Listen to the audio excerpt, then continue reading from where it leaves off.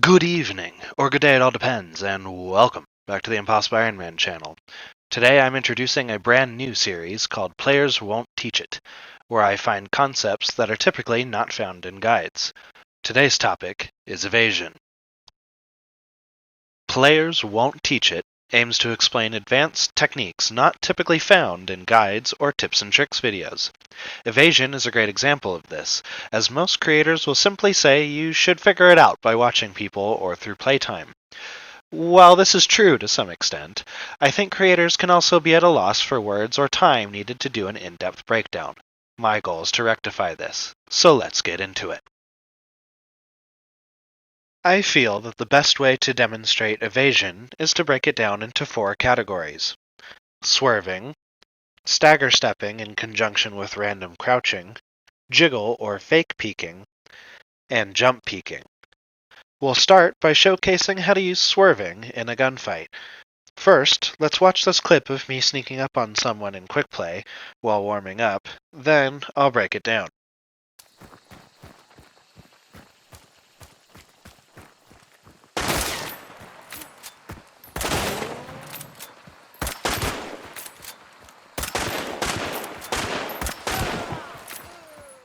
Now, admittedly, I'm not the best with the Winfield silencer, as I don't care for the iron sights. But you'll notice that in between taking shots, I swerve to avoid the return fire. I do this because a sideways profile is a much thinner target than someone who is front-facing. This movement is also accompanied by jumping in order to change the position of your headshot hitbox. When I go to reset my aim, I try to let the enemy hunter walk into my sights so as to avoid over-aiming. It's important to note here, though, that PC players can swing their aim from right to left or vice versa, since they typically operate at higher sensitivities, while on console, you should only swerve in one direction, like I am in this clip, before resetting due to lower sensitivities. Be careful against experienced players, though, as they will wait until you go to reset your aim to shoot you in the face. Instead, wait until you hear them miss before firing, or find cover while you're evading. So why do this at all? Unless you can land a headshot on your first attempt 100% of the time, and let's face it, not even people with aimbot can do that, you'll most likely die before being able to take a follow-up shot. Evading in between shots, however, increases the odds significantly that you'll be able to continue the fight. The same thing applies to accidentally walking into an enemy's line of sight. We've all had that round-the-corner jump scare, after all. And if you stop to aim in that situation, you're dead. So, use proper evasion. Swerving isn't always the optimal option in every gunfight, and this clip shows a great example of knowing when to change gears. More after it.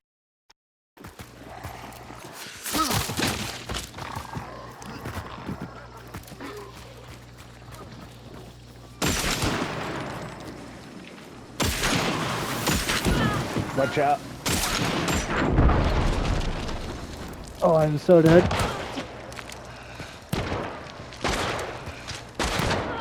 Holy shit, I got her. Ah! Weapons with a high rate of fire should prioritize the quantity over quality approach. For example, in this clip, I'm utilizing the speed of the Crown and King, and don't start to use evasion until I switch to the uppercut. The same could be said for using weapons such as the Bornheim, or guns that are compatible with levering and fanning. If you swerve with those weapons, you're not utilizing their most important statistic in their fire rate.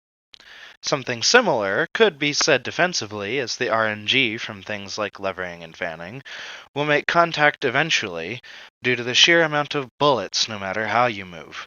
Spray and pray, as they say. Prioritize range and/or cover in these situations.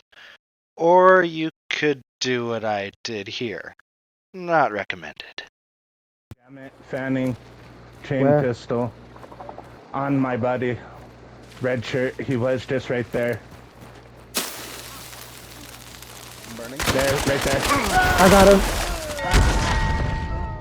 You did. I Jonathaned him. Ha ha ha ha ha. Evasion is still worth using against most shotguns, however, as the spread on things like buckshot is actually much smaller than you'd expect. See the clip in the background. It's quite a bit smaller than the reticle when you go to aim. You also don't know if someone is using slugs, which is akin to dodging a rifle anyway. With that being said, let's move into our next category of evasion, stagger stepping in conjunction with random crouching.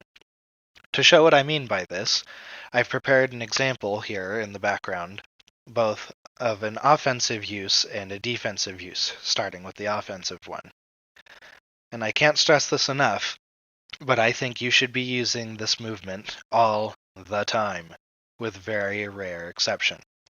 So let's watch and see how it's helped in my gameplay.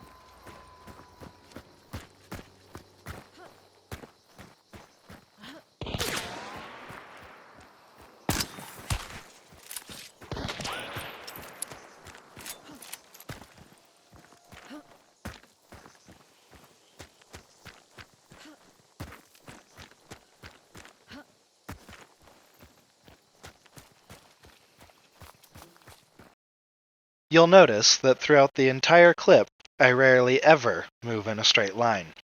I constantly throw in jumps, crouches, and sudden direction changes.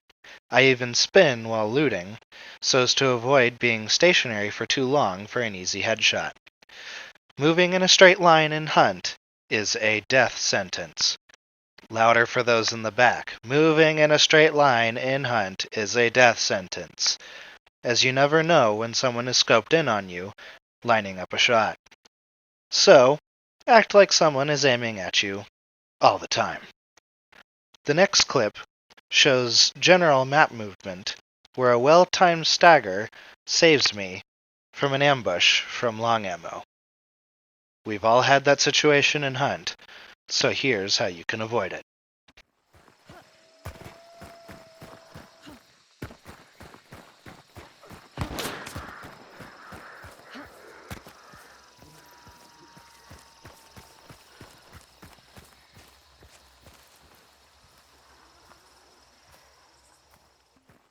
Stagger stepping here absolutely saves my bacon, narrowly avoiding getting shot by sparks.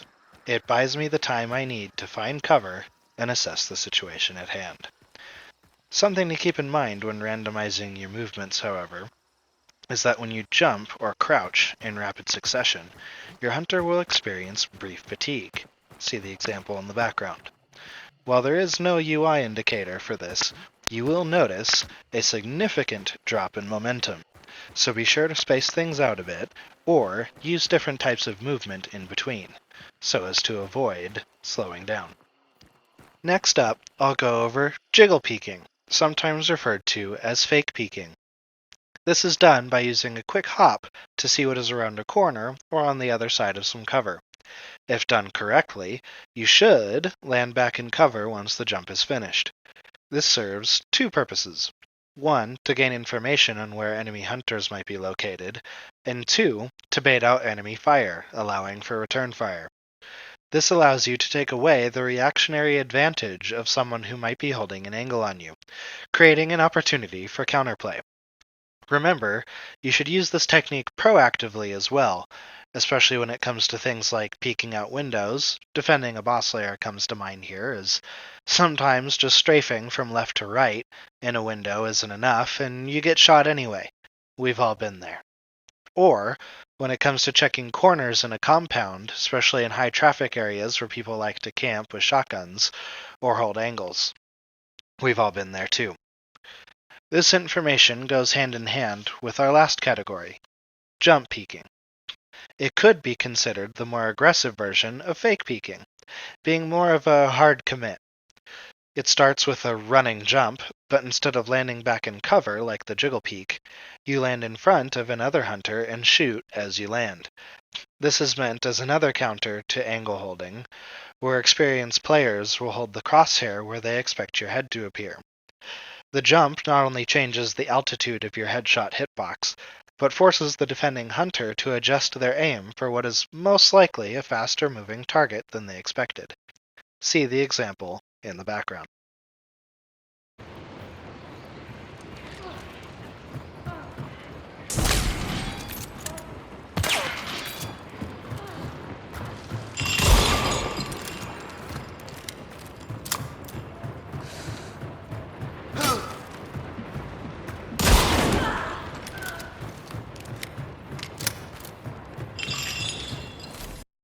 Let's break that down.